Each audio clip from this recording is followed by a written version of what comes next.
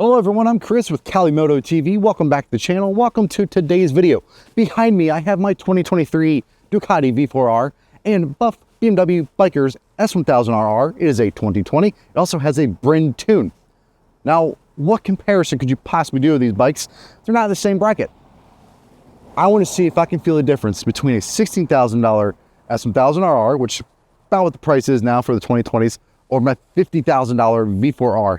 Is there a difference? Can you feel it on the street? And then sort of what I think about both when we come back. I think we'll go over, sit down and talk about it. Why not? Hey, let's go for a ride and see if I can feel the difference between the two. And I don't know, maybe give you some consumer advice. Who knows? I don't know. Anyways, these are great bikes. We're gonna have some fun. Let's go. All right, so here we go. Ride number one, 2020 S1000RR. Does have a Brend tune on it, so we're gonna go and see what she feels like. I decided to go from uncomfortable, or not uncomfortable, but from unfamiliar to familiar, to bounce back to the R so I can get a feel for it. That and bouncing back and forth. See, I just put a second gear from GP to standard. It's tricky. Anyways, let's go. Ladies and gentlemen, the sun will be on the rise the entire way, so this will be fun. This won't be too much talking. I just kind of want to ride it, take you along with me. Oh my god, that sun is terrible. Let's have some fun. There's a lot of traffic tonight, so we'll just make it subdued. Jesus. The speed this thing has everywhere just picks up like a bat out of hell and just goes.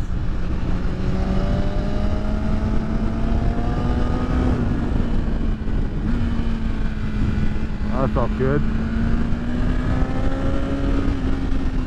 Give us some revs. That's where she likes to be.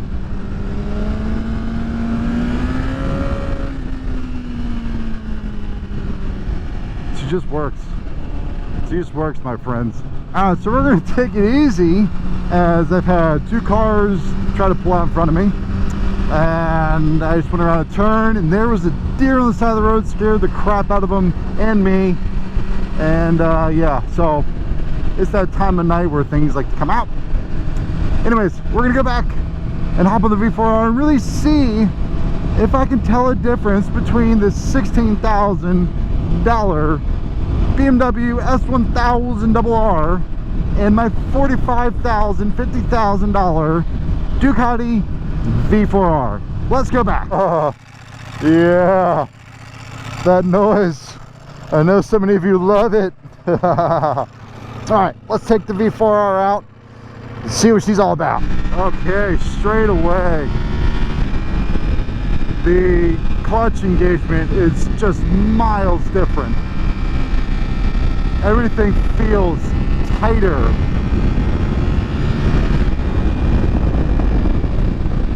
Whew.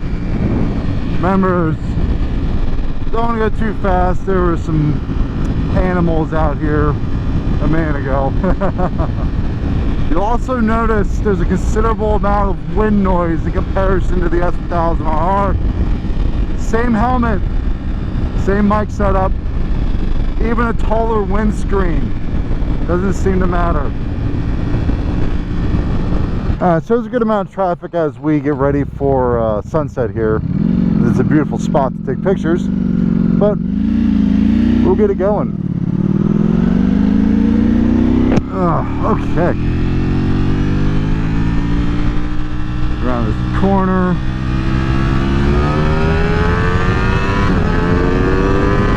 Jesus Christ. So I gave this in the BMW about the same amount of throttle right there. And I'm not sure if you know speeds, but I do know they were different.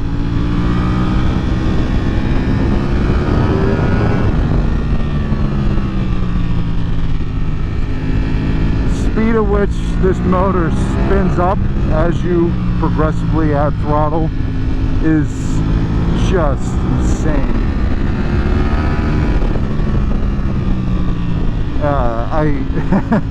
There's no other way to describe it.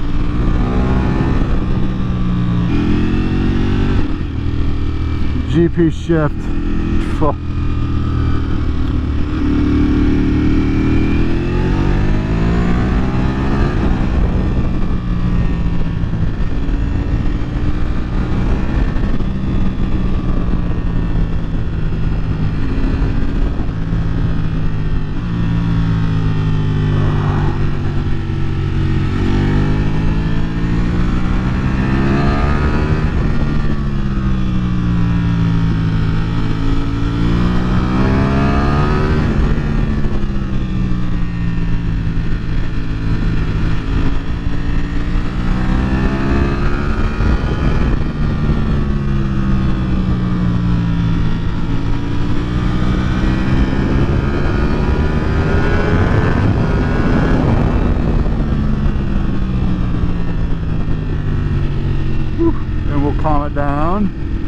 People like to turn around right here and whip one out in front of you. So yeah, there we go. Did the same road. Granted, we have a lot fewer cars in front of the V4R than the S1000RR, but let's go back and talk about it, because my God, what a pair. What a pair. And there are some very difference to these bikes that are very noticeable almost immediately. Anyways, let's go talk about it. We're back. Yes, you can see me sweating like crazy because I'm in my garage. It's crazy hot. But we have this S1000RR. It's 2020. It's got the Bryn tune and my 2023 Ducati V4R. Now the question was, can you feel the difference between a $16,000 bike and a $50,000 bike on the street? Short answer, yeah. There are aspects of the V4R that you will notice right off the bat as soon as you hop on it off of the S1000RR. Now, I will say that both bikes are insane. The S1000RR is an insanely capable bike. Now you're thinking, okay, now what about these two bikes did you notice right off the bat? First and foremost, the seating position. The V4R is far higher. It's actually, the seat's a good bit higher. On top of that, you're a good bit more forward on the bars, whereas the S1000RR is a lot less aggressive. It's a little more comfortable. Like for long trips, you would want to go with this one instead of the V4R. But when you sit on the R, you feel, I don't know, I don't want to say quality, but it just, everything just feels nicer around you. Like the bars feel good, the seat feels good, even though it's a race seat, and it's somewhat hard. The cushion, the fabric on it just feels different. The S1000RR, that seat feels cheap. Yes, you can update, I'm just saying, from stock, that's what it feels like. Now, what are the highs about the S1000RR? When you get on it, it's fast. The power delivery is super smooth, super linear, especially with the Bryn tune. It gets rid of those flat spots at 6,000 to 8,000 RPM, and the power just comes on, and it just feels like it pulls from every rev range. It's fantastic. Now, how does that differ from the 2023 V4R that's behind me? The power delivery of this V4R, while yes, there's power up high and that's sort of where it likes to be once you get into certain revs, it's really just an absolute animal. But it does have some low down grunt. I wouldn't say nearly as much as the S1000RR, but interesting for the street, you're not going to freak yourself out by getting into too much power right away with the throttle that the S1000RR has versus the V4R. The power just kind of starts it and just it just hits you. When you get in the power band of the V4R, it's hold on for you dear life. With the S1000RR, just kind of builds, and it doesn't really crescendo, it just kind of keeps building, and you're like, okay, yeah, this is going pretty fast, but it's nothing like holy crap fast. V4R is holy crap fast. Now, I talked about the power delivery, the thing that delivers the power, the throttle. Does it feel any different? Yeah. While the S1000RR throttle is nice and smooth and it doesn't really have too much play to it, the V4R, it's just tighter. There's actually what feels like a weight to it. So I'll liken it to a hydraulic steering in a car versus electric steering in a car. Electric, some manufacturers are pretty good at dialing in the steering feel, like the front end weight, whereas others, it just feels like nothing and there's no feedback. Same thing with the throttle. With the S1000R, it feels like the electric throttle that it is. There's really no weight to it. So when you twist it, you don't really feel and understand how much input you're giving, whereas the V4R, there's a heaviness to it. You can feel as you ratchet back that there's almost a resistance there as you go further into the throttle. So you can tell not only from your speedometer and the speed you feel, but from the throttle input that you're giving it more. Now let's get into the thing that stops these bikes from going crazy fast, their brakes. The S1000RR brakes are strong. They have a very good initial bite. They are a bit touchy, at least this one has a bit touchy brakes. Some of the other ones, you need a little more lever pull to it and then it really start to bite. This one has some pretty touchy brakes, so there's a lot of power up front and you can squeeze into it and they're strong. The thing that I don't like about them is as you're progressing through your braking and squeezing, you're not really feeling what that front tire is doing. You really can't feel the road. You don't really feel any input coming back through that front end, through the bar and through the lever. On the flip side of that, the V4R's brakes, again, very strong, very bitey, first press. And then as you build that pressure, you really feel the ground under you. You can feel those little bits of gravel or that nice smooth tarmac underneath you. The brakes just give you that extra level of tactile feedback that you don't have with this S1000RR. Again, it's a different brake system. Brembo's, I'm a huge fan of them, always have been, and it's because of the feel that they produce. I was getting the suspension. This does have electronic suspension, the S1000RR versus the static, manual, whatever you're gonna call it, V4R suspension. The S1000RR is plush, it reacts nicely. To get through everything, if you set it up, it's okay, it's not bad. Whereas the V4R, the suspension can be dialed into you as a rider, your weight, and really also the track that you're at a good bit better. Now for the street, the S1000RR is honestly much nicer to live with. The V4R is stiffer, however, it is not bone rattling stiff, and it is livable, but I think in your typical street riding, the S1000RR suspension is perfect for what it's there for. The street, you're gonna love it there. The R's, I think, again, just a little bit too high strung for where you ride on the street. All right, let's talk about the chassis. Well, the S1000RR it's solid. You feel planted in quarter entry and mid corner. You don't feel anything gyrating. You also don't feel anything. and that's not necessarily just the chassis. I do feel it's electronics. We'll get to that.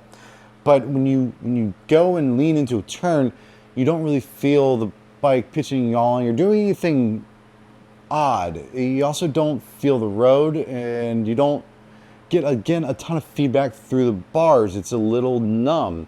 Whereas the V4R, you feel everything. You feel the bumps, you feel the gravel, you feel the side of the tire. If it starts to slide, you feel that grating of the tire. And on the street, yes, to feel the grating of the tire is a little aggressive. Like, that's definitely a more track, at least I hope it is. People, please don't go crazy. But on the street, you still feel what the ground is doing underneath you, and when you're leaned over, you can definitely feel if you're going too much, if you need to add some more speed, if the tarmac can actually hold what you're giving it as far as your lean and power. I feel the chassis on the Ducati is much tighter. It turns in faster, which was kind of surprising, because when you push the V4R around, it feels heavier than the S1000R. But when you're rolling, that counter-rotating crankshaft, the suspension, everything is just so dialed in that it's just pinpoint and goes. This, it does it, but it's a little lazy. It takes a little bit of time to transition, not a lot. Granted, with the carbon fiber rims, it really helps with the switchbacks that we have on this road that we went on. But the chassis on the Ducati is much tighter, much more dialed in. So the thing that makes the BMW S1000RR a favorite for a lot of people is really the electronics. I go the engine, the motor, the power output, and everything else. But the electronics that the S1000RR has are top notch. They're incredible. The thing that I just do not like about it is it does everything so well that it flatters you as a rider and almost gives you an artificial feel while you're riding. So what does that really mean? You don't feel the bike doing anything. Now, that's a testament to how good the electronics are, but it's also detracting from what you should be experiencing as a rider. Whether you've leaned it just a little bit too far on that turn, it starts to do something. You want to know that type of stuff. You don't want it to be so flawless that you think you can lean further on the next go around when you actually can't. And that's sort of my biggest gripe with it, is the electronics are so good that they give you this false sense of security. Now, is that saying the Ducati's electronics are bad? Absolutely not. They're incredible. The thing that Ducati allows you to do is feel the bike moving under you. You understand what it's doing, and you can react accordingly. It doesn't numb the ride. It's almost, I don't want to say it's overkill, but it's almost senses frying in a sense, that how much you feel and the electronics allow you to feel. So when it comes to electronics, they're both fantastic. Do not get me wrong. I'm not saying this is bad. It isn't. Some people will love it. On the street, it's probably 100% what you want. But if you want a little extra, the electronics on this allow you to feel more. So what does it matter comparing these two bikes? Why in the world would I do it? It's a 2020, it's 4 years old. It doesn't matter. Well, people are looking for used bikes, and you might be thinking, well, I need to get the top dog, the biggest freaking bike out there because it's going to be the best of the best. Well, that's not really true, especially when it comes to whatever type of riding you want. I wanted the R because I wanted that race-focused machine because I knew I'd be taken to the track 90% of the time.